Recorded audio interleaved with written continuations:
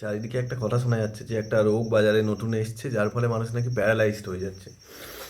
তো এই রোগটা নতুন কিছু না, এটা অনেকদিন আগে থেকেই ছিল। এটা হচ্ছে গুলিয়ান ব্যারে সিন্ড্রোম বা অ্যাকুইড ডিমাইলিনেটিক পলিনিউরোপ্যাথি নামে এটা অভিহিত রয়েছে। এটা কি হয় না, এখন বর্তমানে যেটা হচ্ছে, মানুষের ফুড ইনফেকশন হচ্ছে বা প্রথম পেট খারাপ থাকছে, এবং তার ফলে কি হচ্ছে, পেট খারাপ মানে একটা ভাইরাল ইনফেকশন শরীরে বাসা বেঁধেছে বা ভাইরাস, সেই ভাইরাসকে প্রতিহত করার জন্য আমাদের শরীরে অ্যান্টিবডি তৈরি হয়। অ্যান্টিবডিগুলো কী করে, ওই ভাইরাসকে মেরে ফেলে।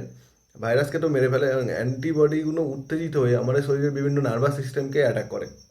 এটাকে বলে অটো ইমিউন ডিজিজ। এর আন্ডারে অনেক কিছু জিনিসগুলো পড়ে, সেটা হচ্ছে anti GBM disease, Goodpasture syndrome, TTP HUS, এরকম অনেক কিছু সাবজেক্ট আছে। এর মধ্যে গুলিয়ান ব্যারে হচ্ছে যেটা নিয়ে কথা হচ্ছে, সেটা হচ্ছে গুলিয়ান ব্যারে সিন্ড্রোম। তো যে অ্যান্টিবডি তৈরি হয়েছে, সে আমাদের নার্ভাস সিস্টেমগুলোকে অ্যাটাক করবে। প্রথমে পা থেকে শুরু করে, নিচ থেকে শুরু করে উপরের দিকে যায়।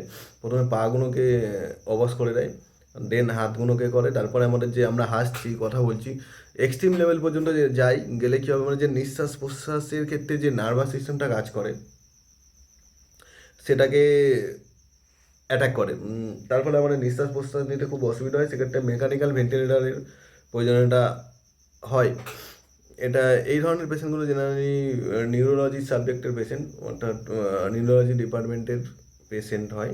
এক্ষেত্রে দুটো পদ্ধতি প্রয়োগ করে, একটা হচ্ছে আইভি অর্থাৎ ইন্ট্রাভেনাস ইমিউনোগ্লোবিউলিন, আর একটা হচ্ছে প্লাজমা ফেরেসিস। প্লাজমা হচ্ছে ডায়ালিসিসের মতনই একটা জিনিস হয় প্লাজমা। সেক্ষেত্রে ডায়ালাইজার ক্ষেত্রে যেমন পোর্ট সাইজগুলো ছোটো হয়, ডায়ালিসিসে প্লাজমা ফেরেসিস যে প্লাজমা ফিল্টার ইউজ করা হয়, সেটার পোর্ট সাইজ অনেক বড় হয়। এটা একটু কস্টলি প্লাজমা ফেরেসিসটা।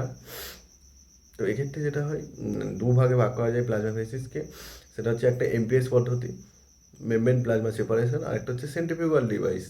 তো আমাদের এক্ষেত্রে এমপিএস পদ্ধতিটা হচ্ছে র্যাপিড রিমুভাল, অর্থাৎ তাড়াতাড়ি ইজিলি ব্যবহার করায়। এমপিএস পদ্ধতিতে অ্যাকচুয়ালি কী করায়, একটা অ্যান্টিবডি আমাদের শরীরে মিস্টেকেনলি আমাদের ক্ষতি করছে, যেটা কিনা আমাদেরই পোষা জিনিস, যে আমাদের ভালো করার কথা সে খারাপ করছে। তো আমরা কী কর থ্রু প্লাজমা ফেরেসিসের থ্রুতে আমরা ওই অ্যান্টিবডিগুলোকে বাদ দিয়ে দেবো। মানে ওই জন্য ওটাকে বলা হয় এমপিএস, অর্থাৎ মেমব্রেন প্লাজমা সেপারেশান।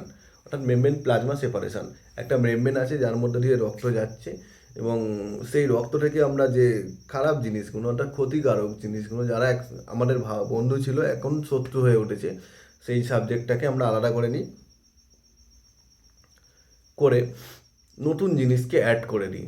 যারা আমাদের বন্ধু, নতুন জিনিসকে অ্যাড করি। যেমন ওর মধ্যে কী থাকে, অ্যালবুমিন থাকে, যেগুলোকে আমরা ফেলে দিই, ফেলে আমরা অ্যালবুমিন যোগ করে দিই, আর এফএফপি যোগ করি। 5টা প্লাজমা ফেরেসিস কমপ্লিট হওয়ার পর পেশেন্টের পেশিগুলো পুনরায় সঞ্চালনের জন্য টাইম লাগতে পারে, জেনারেলি 2 থেকে 3 মাস টাইম লাগে। ফিজিক্যাল রিহ্যাব থেরাপিস্টের ভূমিকা খুবই গুরুত্বপূর্ণ। উন্নত দেশের ক্ষেত্রে গুলিয়ান ব্যারে সিনড্রোম পেশেন্টের অনেক ক্ষেত্রে ফিজিক্যাল ডিসএবিলিটি সার্টিফিকেট পর্যন্ত দেওয়া হয়।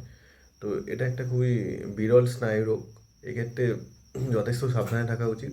পানি জল খাওয়ার ক্ষেত্রে, এমনকি প্রসেস ফুড যেগুলো বাজারজাত পাওয়া যায়, সেগুলো থেকে অ্যাভয়েড করাই বেস্ট।